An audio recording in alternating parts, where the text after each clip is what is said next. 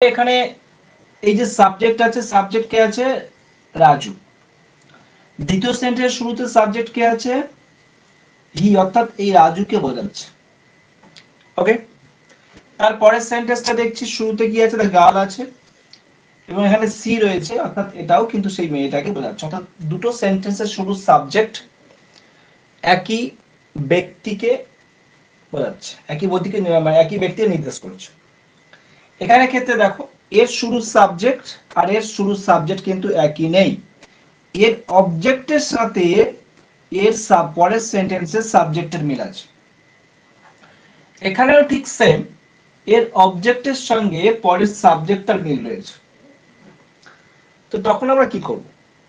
তাহলে যখন দুটো সেন্টেন্সের সাবজেক্ট থাকবে এবং বা এখানে স্টপ না থেকে যদি অ্যান্ড থাকে, কি থাকে?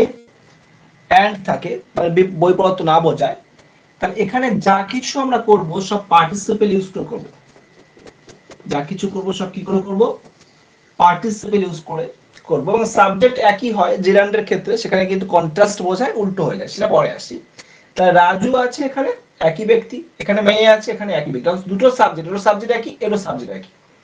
কিন্তু এখানে বিষয়টা হচ্ছে এখানে ভার্ব রয়েছে, ভার্বের সেকেন্ড ফর্ম। মানে কি রয়েছে? ভার্বের সেকেন্ড ফর্ম রয়েছে, কিন্তু এখানে রয়েছে বি ভার্ব রয়েছে। এখানে তোমার এখানে কি রয়েছে? এখানে বি ভার্ব রয়েছে। ঠিক আছে, তাহলে যখন মেন ভার্ব থাকবে তখন কিভাবে পরিবর্তন করবে? যেহেতু দুটো সাবজেক্টই একই, আর এখানে মেন ভার্ব পরিবর্তে এখানে অক্সিলারি ভার্ব রয়েছে, তাহলে যখন অক্সিলারি ভার্ব থাকবে তখন এই বিটা, মানে যেহেতু বি ভার্ব, তার জন্য আমরা কি লিখবো? এখানে শুরুতেই লিখবো বিং।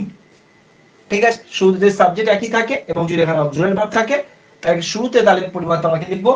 অক্সিলারি ভার্ব কোনগুলো?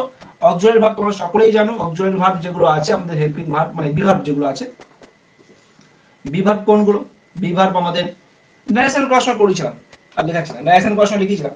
তাহলে বি ভার্ব হচ্ছে তোমার অ্যামিজার, ওয়াচ, ওয়ার যদি থাকে তাহলে এখানে আমরা এর পরিবর্তে কি বসাবো?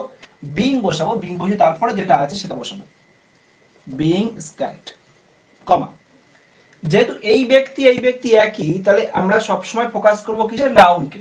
তাহলে এই সি এর পরিবর্তে আমরা লিখবো দা গার্ল, দা গার্ল। তাহলে বিং স্কাইড, দা গার্ল, তারপরে বাকি যা রয়েছে এর পরের থেকে সেম টু সেম আমরা লিখে দেবো। অর্থাৎ পরেরটার কিন্তু কোনো ভূমিকা নেই বা পরেরটার কোনো সমস্যা নেই। তাহলে এখানে কি হলো? তাহলে মেয়েটি ভয় পেয়েছিল, সে লুকিয়ে পড়েছিল টেবিলের নিচে। তাহলে বিং স্কাইড বলতে ভয় পেয়ে, এটা তোমার কম্পাউন্ড আছে বা স্প্লিট করা আছে, তাহলে সেটা স্প্লিট আকারে করা, সেটাকে আমরা চেঞ্জ করে করলাম বিং স্কাইড দিয়ে the girl hid under the table. পরেরটা এখানেও সাবজেক্ট সেম আছে, একই ব্যক্তিকে বোঝাচ্ছে দুটো সেন্টেন্স শুরুতে, কিন্তু এখানে মেন ভার্ব আছে। অক্সিলারি থাকলে বিং হয়েছে, কিন্তু যেহেতু মেন ভার্ব থাকলে এই যে মেন ভার্ব আছে তার ভি অন লিখতে হবে।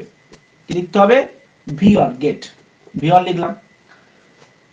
তাহলে এর প্রেজেন্ট ফর্ম বের করতে হবে, ভি অন, তার সঙ্গে আইএনজি বসবে। তাহলে কি বসবে? আইএনজি। আর টি তাহলে ডবল টি হয়ে যায়, তাই গেটিং হল। তাহলে গেটিং, তারপর ঠিক সেম ভাবে বিং বসে এরপরে এটা হয়েছিল, এরপরে অংশটা, তাহলে এখানে ঠিক সেম ভাবে এখানে গেটিং আর রিঅট হয়ে গেল। হয়ে যাওয়ার পর তাহলে এখানে সাবজেক্ট যেহেতু একই, আর প্রোনাউনকে ফোকাস করব, তাহলে আমি সেম ভাবে স্টপ থেকে কমা দিলাম। এই হি এর পরিবর্তে তাহলে কি বসাচ্ছি?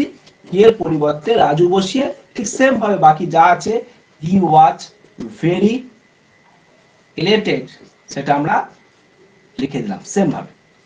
তাহলে দুটো সাবজেক্ট যখন সেম থাকবে, দুটো সাবজেক্ট সেম থাকছে, সেম থাকার পর যদি মেন ভার্ব থাকে তাহলে ভার্বের প্রেজেন্ট ফর্ম আনতে হবে, এনে তার সঙ্গে আইএনজি যুক্ত করে বাকি অংশটা আমরা সেম ভাবে পরিবর্তন করব, বারবার দেখবে কাজটা। তারপরে যদি অবজেক্ট থাকে তাহলে বিং দিয়ে চেঞ্জ করবে। এবার কথা হচ্ছে সাবজেক্টে মিল না থাকে, তাহলে এখানে সাবজেক্টে মিল নেই কিন্তু অবজেক্টের মিল আছে।